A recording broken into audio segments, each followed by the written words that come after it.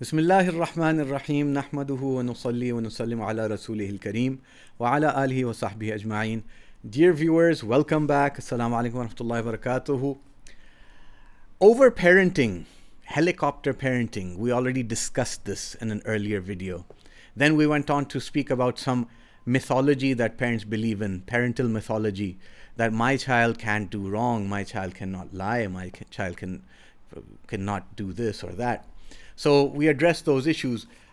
The takeaway might become that I'm trying to say that we are all overparenting and we just need to, absolutely let children become independent, etc.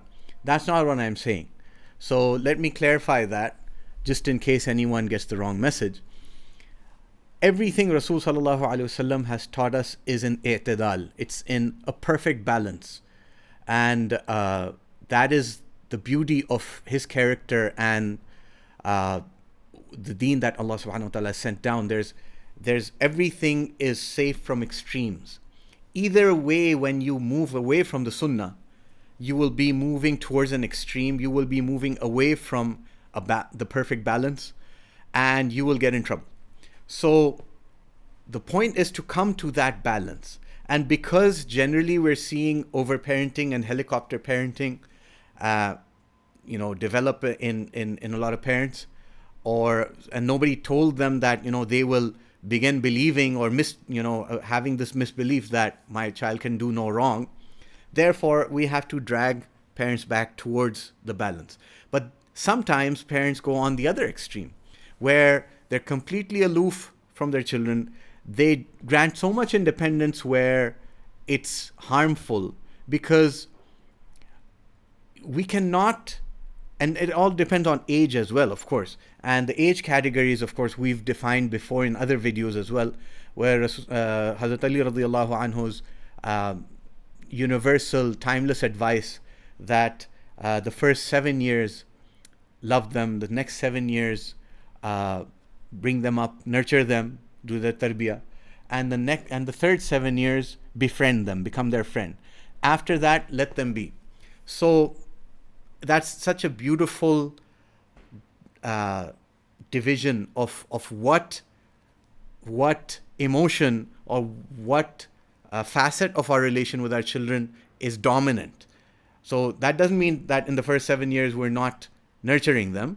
It's just that the love should be dominant. The shafqa, the muhabba, the affection should be dominant. And in the next 7 years, the tarbiyah aspect should be dominant. And in the third 7 years, the friendship aspect and getting to know them and being there for them and listening to them, where there's the right level of independence, where you're not letting them go, absolutely, but you're also not tethering them and tying them down, letting them make their own decisions so that they can learn. Remember, it's the parents and the murabbi and the teacher's responsibilities to impart belief, aqidah, to the children. It's the parents and the murabbi's responsibility to impart values to the children, to impart principles of life to the children, an ethical framework for decision making. This is our responsibility.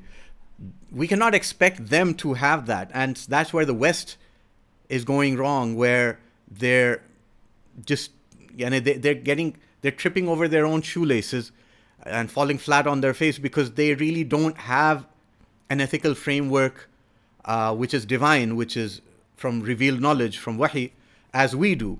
So never will we abandon our ethical framework. We will never abandon the ethical framework that Rasul sallallahu alaihi wasallam has given us. And neither will we abandon the methodology of imparting that ethical framework to our children that Rasul sallallahu alaihi wasallam has given us. So Rasulullah sallallahu alaihi wasallam didn't only bring from Allah the ethical framework, but he also brought from Allah the methodology of how to, or the pedagogy of how to convey and instill this ethical framework within ourselves as well as in our children, in our next generation.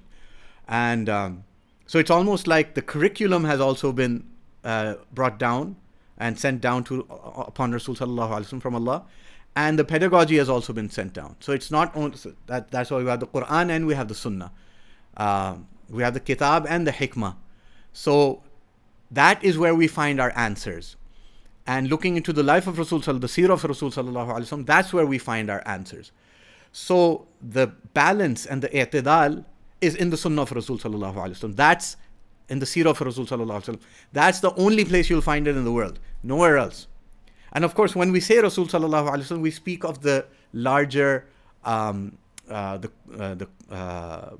the corpus of the Sahaba and the Ahl al-Bayt, the people that benefited from Rasul sallallahu alaihi wasallam. So we speak as a society. So we observe their whole society, and that's where the ulama and the mashayikh, they deliver to us and they extract the pearls of wisdom from the life of Rasul sallallahu alaihi wasallam and those who were around him, so that we are guided. And this is universal. This is until the end of time. You will always see that these golden pearls, that's a little strange. Okay. These pearls of wisdom, they will stand the test of time.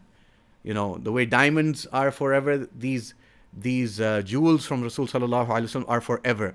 And any gimmick or any trend of today's day and age will not stand the test of time. So gentle parenting, you know, there was this huge hue and cry, especially in the early 2000s, gentle parenting. And now we're seeing the results of a generation that grew up on gentle parenting in the West, and they are inert. They are not unable to function, like I mentioned. And same thing with helicopter parenting. The results of those are also not very effective. So the only parenting is the parenting that Rasul sallallahu alaihi wasallam brought. Gentle parenting, helicopter parenting, over parenting, under parenting, none of that works. The only thing that will work is the Sunnah of Rasul sallallahu alaihi wasallam. The deeper you dive into it, the more pearls you extract from it, the more you learn from the mashayikh about it, the more you will benefit and your children will benefit. So let's commit ourselves and renew our commitment to Rasul sallallahu alaihi wasallam and his Sunnah in order to please Allah subhanahu wa ta'ala, so that we can succeed and our coming generations can succeed until the end of time. Jazakumullahu khair. Assalamu alaikum.